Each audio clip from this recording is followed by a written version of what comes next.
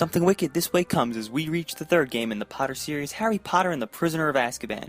This game was released in the summer of 2004 for the Xbox, PS2, GameCube, PC, and finally the Game Boy Advance. So after the great improvements that were implemented in Chamber, one would think that Prisoner would retain what worked and dropped what didn't. The result is a surprising mix of innovative changes and some questionable removals. Once again, we're going to be looking at the Xbox version. The story is once again told through cutscenes, and there are a few more this time around. However, as mentioned in the last couple of videos, the plot takes a hit due to the lack of information. This time, however, it's not so much of what's left out throughout the narrative, rather than what's revealed at the end with little to no build-up. For example, the game makes it very clear from the opening cutscene that Sirius Black is after Harry and wants to kill him. Yet it's never clearly revealed why.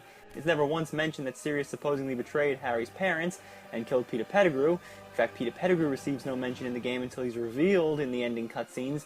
So it becomes unclear when you reach the end of the game and you learn that Sirius has been innocent this whole time and looking for Peter, the real traitor.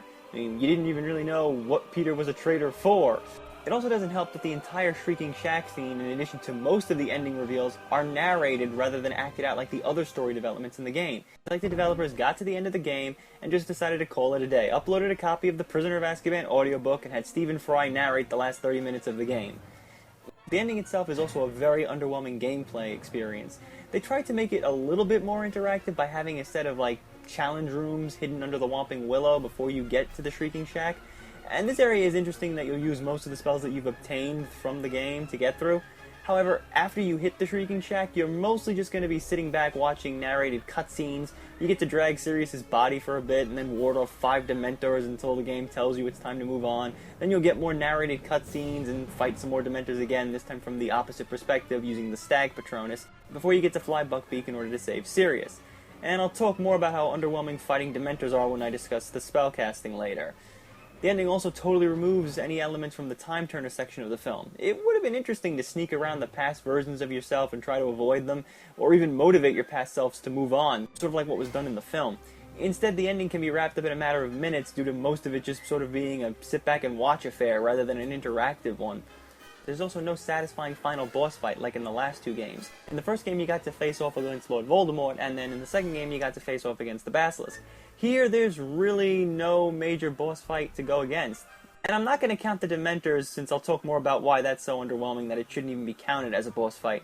It may have been best just to have Harry and Hermione fight Lupin as a werewolf. I mean, at least that would have been something else to do in the ending, even if it didn't really happen in the book or film.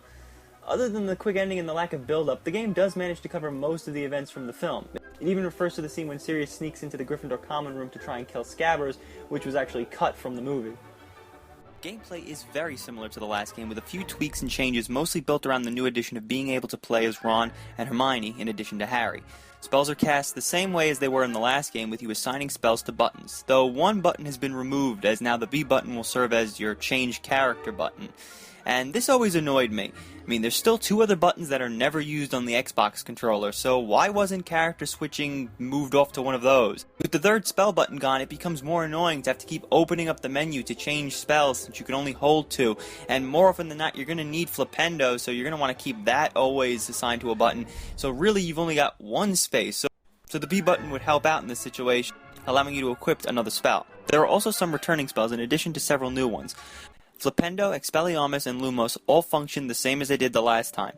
New spells include Carpe Retractum, which is used to pull out platforms and to jump across gaps, Reparo, which can repair broken crates, Glacius, which is used to freeze water and cool down lava, Expecto Patronum, which is used to harm Dementors, and Draconifers, which will allow dragon statues to breathe fire. Unlike the past 2 games, Harry will not learn every spell this time around. The spells are divided between the trio, with Harry learning 2, Ron learning 1, and Hermione learning 3. Most of the spells are satisfying to use, though Expecto Patronum feels lacking in any kind of power. Using Expecto Patronum puts you in a position where you're allowed to control the Patronus to hit the Dementors, but all it does is slightly push them back for a bit. In one case, you have to defend Ron and Hermione while they try to bring down a gate, and you'll have to keep hitting the Dementors over and over again. It doesn't feel like you're doing anything or accomplishing anything. It's just a sort of rinse, wash, and repeat kind of strategy. It would be better if the Dementors flew away or disappeared. It would at least give you the illusion that something's been accomplished. The way it works, it looks like you're not doing much of anything, and it gets boring to keep repeating the spell again.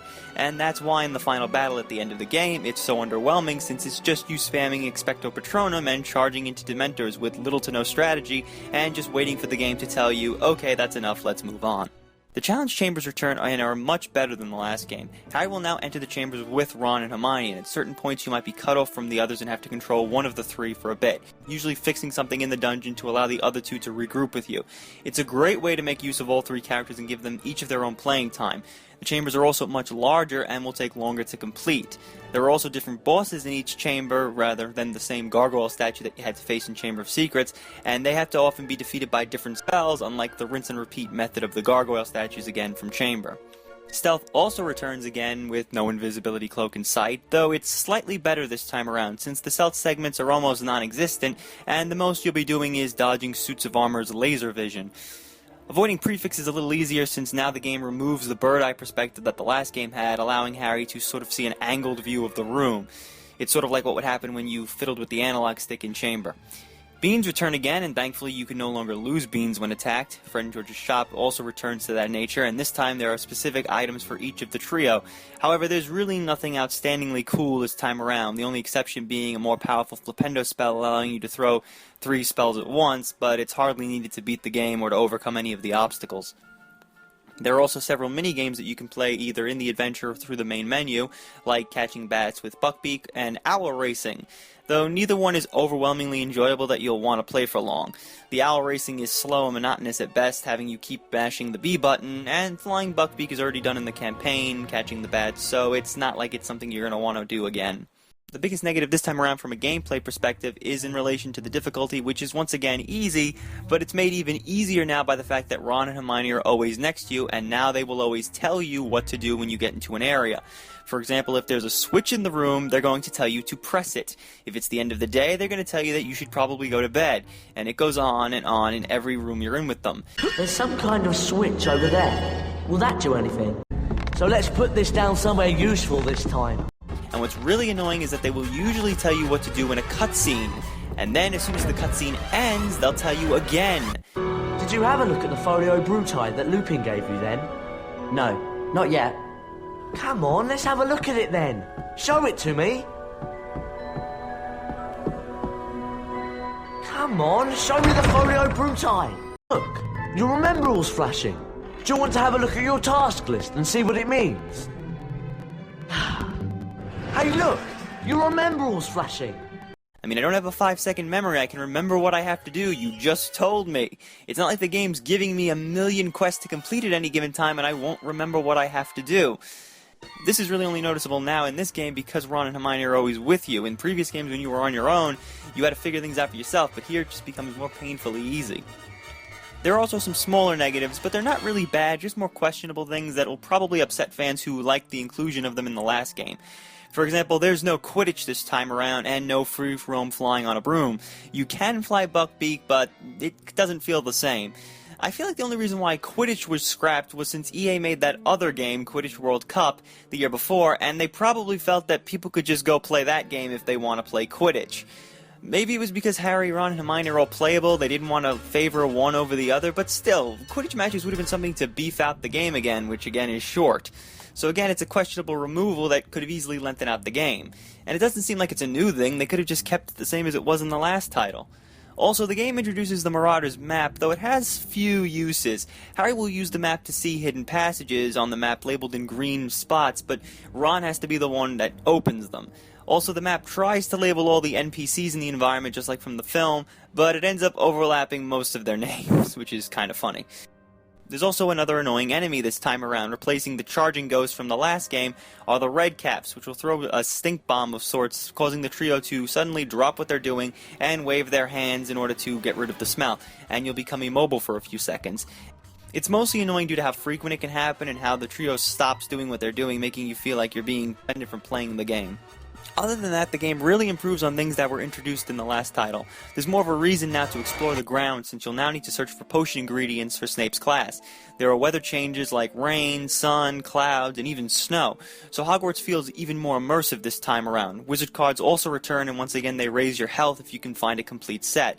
Though again, health expansions are not really necessary to beat the game, since it's pretty simple. The presentation again is very well done, replicating even more areas from the film like the entrance courtyard of the Stone Circle and the Shrieking Shack.